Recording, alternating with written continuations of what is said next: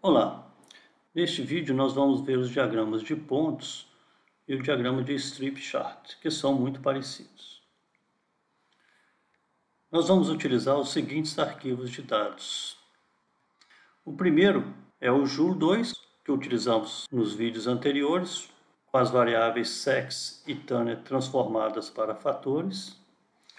Outro arquivo de dados é o Red Cell Folate, também do pacote ISWR, que contém os valores de ácido fólico em microgramas por litro nas células vermelhas em pacientes com bypass cardíaco que receberam 3 métodos diferentes de ventilação durante a anestesia. Esses dados foram obtidos deste estudo. O terceiro conjunto de dados consiste de 349 observações de recém-nascidos internados na UTI neonatal do Hospital Universitário Pedro Ernesto. Estou aqui no R Comanda e carreguei o conjunto de dados JUL2. O diagrama de pontos pode ser apresentado de diversas formas.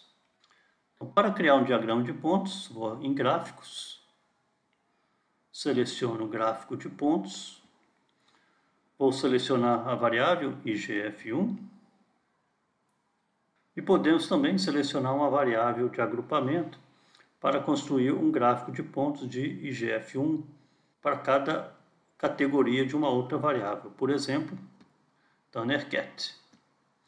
Então vamos criar um diagrama de pontos de IGF1 para cada categoria de Tanner Cat. Ok? Ok.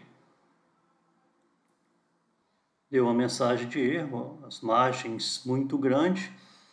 Então eu vou contornar isso por meio desse comando, par. Margem vai ser igual a C, por reduzir as margens para 3, 2, 1, por exemplo. E vou fazer o gráfico novamente. O gráfico de pontos IGF1 por Tanner. Ok? E aqui está o gráfico de pontos de IGF1 para cada categoria de Tanner. Pontos próximos são empilhados para evitar que valores iguais da variável apareçam como um único ponto. Podemos ver que na categoria Tanner 1, os pontos estão mais concentrados nessa faixa. Na categoria 2, nessa faixa, categoria 3 por aqui, na categoria 4 e na categoria 5. Uma distribuição parecida com aquela mostrada pelos box plots que fizemos em vídeo anterior. Uma forma alternativa de visualizar essa distribuição de pontos é usar o diagrama de strip chart. Então venho em Gráficos, Gráfico de strip chart. Vou selecionar Tanner Cat como fator e IGF1 como resposta. Vou clicar em OK. Então aqui eu tenho os pontos, agora na vertical, e as categorias de Tanner. Se lembrarmos dos box plots que fizemos, também esse diagrama de pontos dá uma ideia parecida da distribuição dos valores de IGF1 pelas categorias de Tanner. Voltando para o R Commander, aqui está o comando que gera o strip chart. Se eu alterar o argumento vertical, em vez de true para false, e submeter, eu tenho uma distribuição parecida com aquela gerada pelo diagrama de pontos, só que aqui a categoria Tanner 1 está mostrada embaixo, Tanner 2 acima e assim vai. O diagrama de pontos é particularmente útil quando o número de valores da amostra do estudo é pequeno.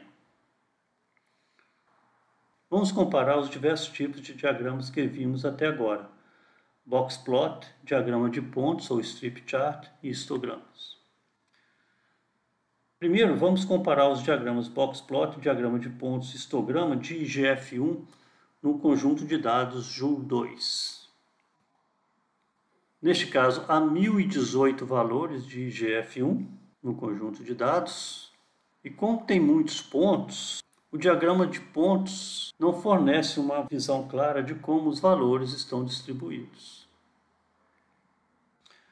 Nesse caso, o boxplot nos mostra onde está a mediana, onde está o percentil 25, onde está o percentil 75, então eu tenho 50% dos valores nessa faixa, outros 25% dos valores entre o percentil 75 e o máximo, e outros 25% dos valores entre o percentil 25 e o valor mínimo.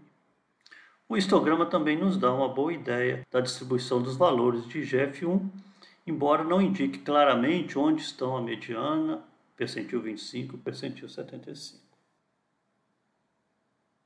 Agora vamos ver os diagramas de boxplot, diagrama de pontos e histograma da variável fração inspirada de oxigênio máxima do conjunto de dados de recém-nascidos internados na UTI do Hospital Universitário Pedro Ernesto. Há 300 valores dessa variável neste conjunto de dados, um número razoável de valores. Porém, há 108 valores iguais a 21 e 91 valores iguais a 100. Essa concentração de valores em 2 pontos é melhor indicada pelo histograma do que pelo boxplot ou pelo diagrama de pontos. O diagrama de pontos, apesar de mostrar um acúmulo de pontos em torno de 20 e em torno de 100, não dá uma ideia clara da concentração de valores nesses 2 pontos. O boxplot dá uma visão distorcida da distribuição dos valores de FiO2 máximo. Isso porque os valores parecem estar concentrados em 2 pontos bem diferentes. Por último, vamos ver a distribuição dos valores de ácido fólico no conjunto de dados Red Cell Folate. Há apenas 22 valores de ácido fólico nesse conjunto de dados. Tanto o boxplot quanto o diagrama de pontos nos dá uma boa ideia da distribuição dos dados.